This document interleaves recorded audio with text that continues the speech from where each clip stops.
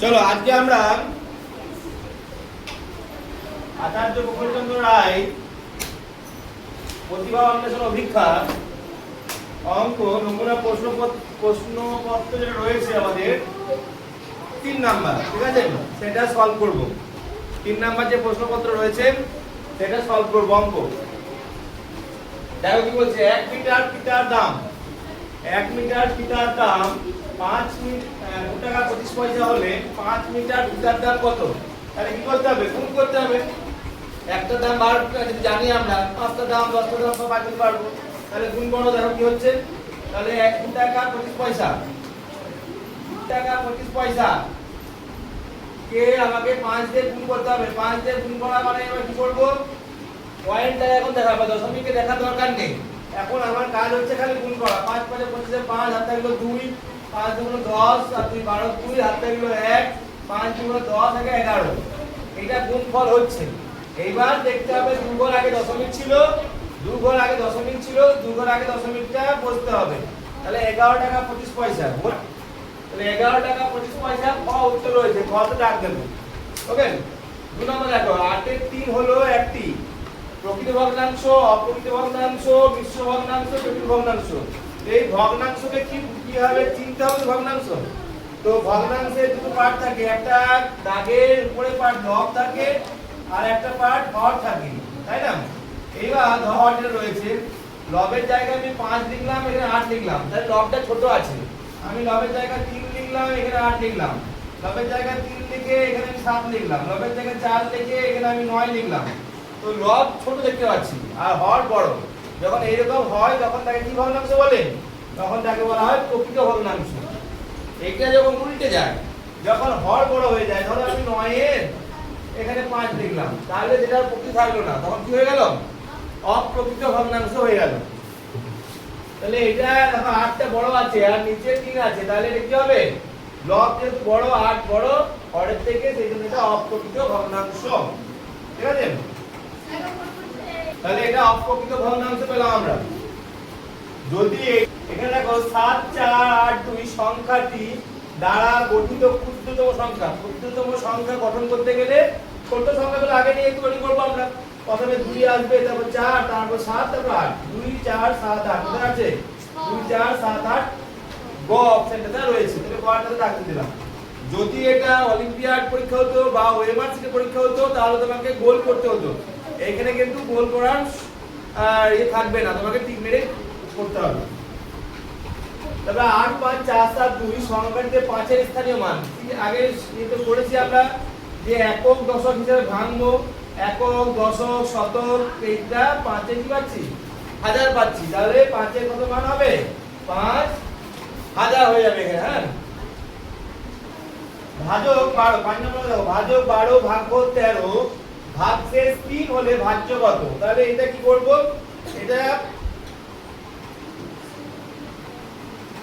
এইটা কি করব? এটা দেখো, তাহলে তোমাকে ভাজকের জায়গায় যদি লিখি, ভাজকের জায়গায় 12 লিখলাম, ভাগফল 13। ভাগফল যদি তুমি এদিকে লিখে অভ্যস্ত হয়, এদিকে লিখবো, মাথায় লিখলে মাথায় লিখতে পারো।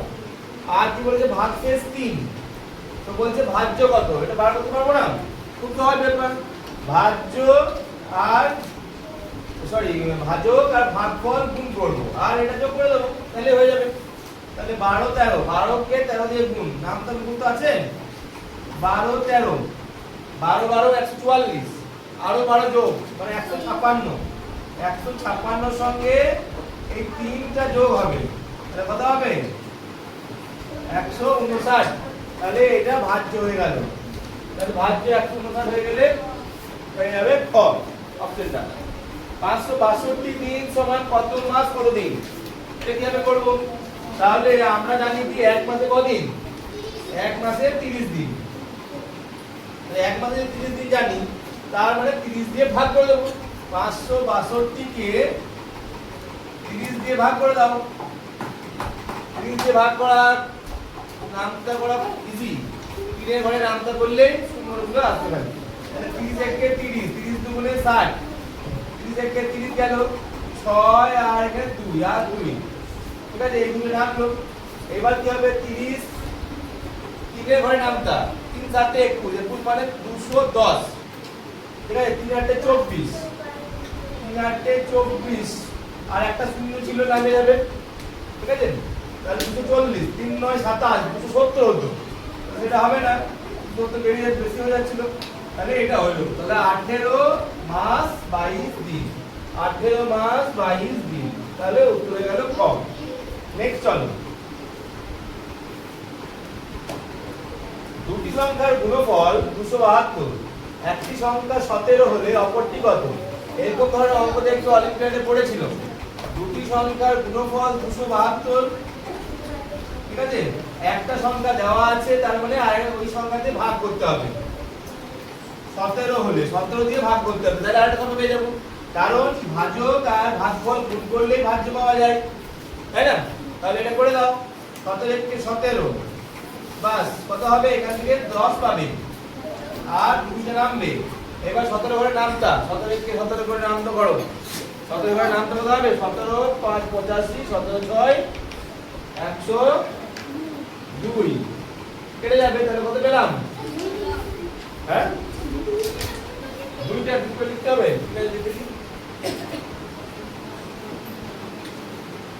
তাহলে 16, তাহলে আমার প্রশ্নের উত্তরটা হয়ে গেল 16, তাহলে একটা সংখ্যা 17 ছিল আর একটা সংখ্যা 16, ঠিক আছে। নেক্সট দেখো, 3 4 5 দিয়ে যে যত সংখ্যা হয় তাদের যোগফল কত, এটা অলিম্পিয়াডে পড়েছিল, আমাদের অঙ্ক অলিম্পিয়াডে পরীক্ষাটা ছিল, 3 4 5 দিয়ে যত সংখ্যা হয় এই ধরনের অঙ্ক পড়েছিল সম্ভবত। তো দেখো কি হচ্ছে, 3 4 5, 3 4 5 দিয়ে সংখ্যা করব, সংখ্যা দেখো এটা খুব ভালো ইম্পর্টেন্ট অঙ্ক, এই অঙ্কটা খুব ইম্পর্টেন্ট। 3 4 5, 3 4 5 দিয়ে একটা সংখ্যা হতে পারে, তারপর হতে পারে 3 5 4 হতে পারে একটা সংখ্যা, দুটো দুটো করে সংখ্যা তৈরি করবে, 4 3 5 হতে পারে একটা সংখ্যা, 4 5 3 হতে পারে একটা সংখ্যা, আবার হতে পারে কি 5 3 4 একটা সংখ্যা হতে পারে, 5 4 3 একটা সংখ্যা হতে পারে, তাহলে টোটাল 6টা সংখ্যা আমরা পাবো, এই বেশি আর সংখ্যা পাবো না, দেখবে এই সংখ্যাগুলোর মধ্যে পড়বে, তাহলে এই যোগফলটা দেখবে 3 4 7 7 3 10 10 5 15 15 5 20 আর 20 4 24, এই 24 এর 4 দেখে কিন্তু আমি উত্তর বলে দিতে পারছি, এখানেও 5 আছে, এখানে 6 আছে, একক অঙ্ক করে দেখো, এখানে 0 আছে, এখানে 4 আছে, তাহলে একটাই আমার উত্তর রেডি হয়ে আছে, আর তোমাকে গোটা যোগটা কিন্তু না করলেও হচ্ছে। এবার তুমি যদি মনে হয় করবো করতে পারো, ওকে।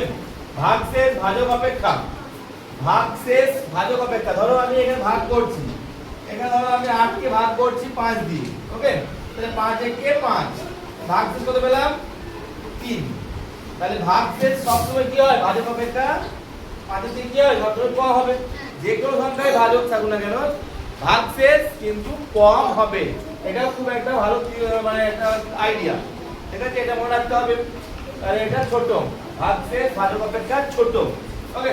নেক্সট চলো, এত এর সঙ্গে কত যোগ করলে, এত বলতে 0.45, 0.45 এর সঙ্গে কত যোগ করলে যোগফল 1 হবে, আগে থেকে অঙ্ক ছিল একটা, তাহলে 1 থেকে বিয়োগ করে দাও, 1 থেকে বিয়োগ করে দাও, 1 থেকে 0.45 বিয়োগ করে দাও, বিয়োগ করে যাবে, বিয়োগ করতে গেলে আমার দুটো কাজ করতে হবে, সেটা হচ্ছে দশমিক পর দুটো শূন্য আনতে হবে, এবার তুমি পারবে, এবার বিয়োগ তুমি জানো কি করবে, 5 শূন্য করতে গেলে 5 যদি এইভাবে বিয়োগ করো, ঠিক আছে, যে 5 ও 0 বলে শূন্যটাকে আমরা কি ভাবি 10 ধরছি, তাহলে 5 দিলে হলো, হাতে এখানে যোগ করি 1, তাহলে এটাও 5 পাবো, 5 কে 10 বলে এটা 10 ধরছি, তাহলে আবার 5 পেলাম, হাত থাকবে 1, তাহলে এখান থেকে কিছু পাবো না, 1 1 বিয়োগ করে শূন্য হবে, তাহলে এটা হতে পারে।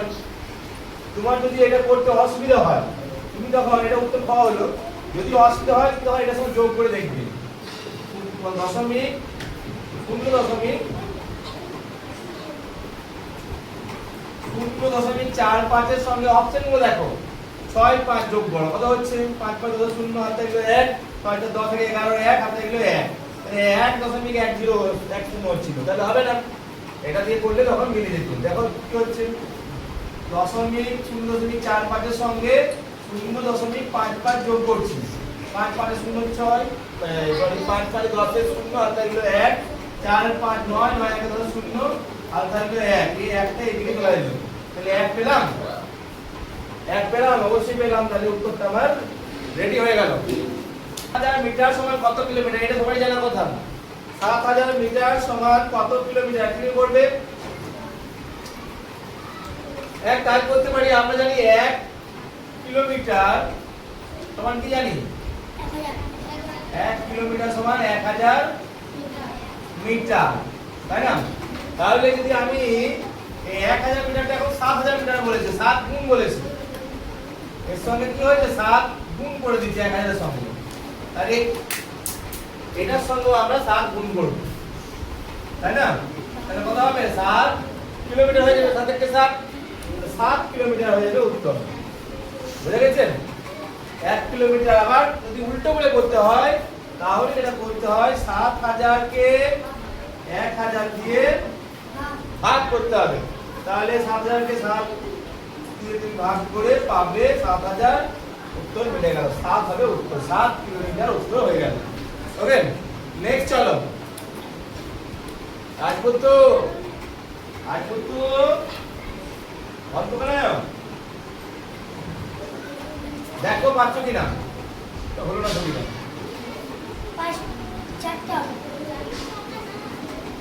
এই ছবিটাকে বড় করে দেখতে পারো যদি এই ছবিটা বড় করে দিই দেখো বড় হতে পারে বড় বড় হবে না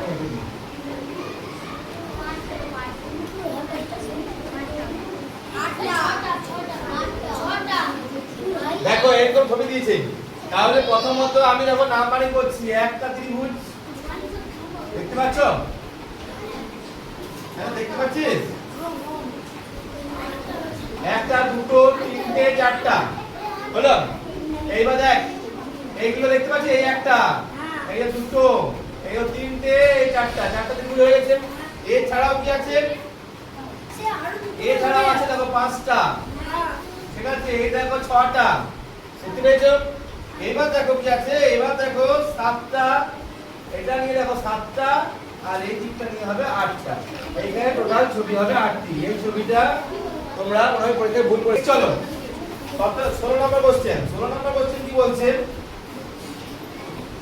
যে 20 21 28 এই দাও 7 এর ঘরে 7 এর কি নিয়েছে এটা গুণিতকে ফেলেছে 7 এর 3 7 3 7 4 এটা নয় এখানে 7 4 7 5 7 6 তাহলে কি হবে 7 7 এ 49 হবে উত্তর ওকে আর 17 উত্তর দেখো 4 অঙ্কের বৃহত্তম সংখ্যা কোনটি 4টা 9 ঠিক আছে এইখানে খেয়াল রাখবে জোড় বৃহত্তম বলতে পারে বিজোড় বৃহত্তম বলতে পারে এই জায়গাটা খেয়াল রাখবে হ্যাঁ তারপর শূন্য দিয়ে গুণ বলেছে শূন্য দিয়ে গুণ করলে কি হয় যে কোনো সংখ্যাকে শূন্য দিয়ে গুণ করলে সেই সংখ্যা হবে কি হবে না শূন্যই হবে ঠিক আছে 1 দিয়ে গুণ করে সেই সংখ্যা নেক্সট এই ছবিতে কত অংশ রং করা হয়নি 19 নাম্বার তাহলে রং করা অংশ হচ্ছে এই যে একটা দুটো তিনটে চারটে রং করেছে আছে কত 9টা আছে তাহলে 4টা রং করেছে তাহলে কয়টি কয়টা 5টা তাহলে 5 এর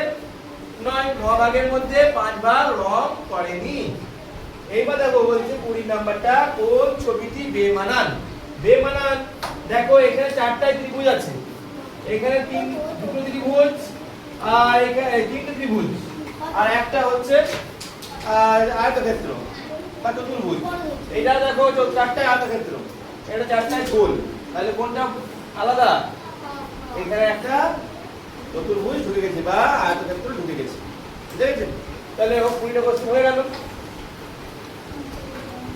আমরা আজ এই 20টা কোশ্চেনের অ্যানসার করলাম পরের দিন আবার প্রশ্নপত্র যে 4 আছে সেইগুলোর অ্যানসার করে দেব ওকে তো আজকে পর্যন্ত থাক পরের দিন আবার দেখা হচ্ছে টাটা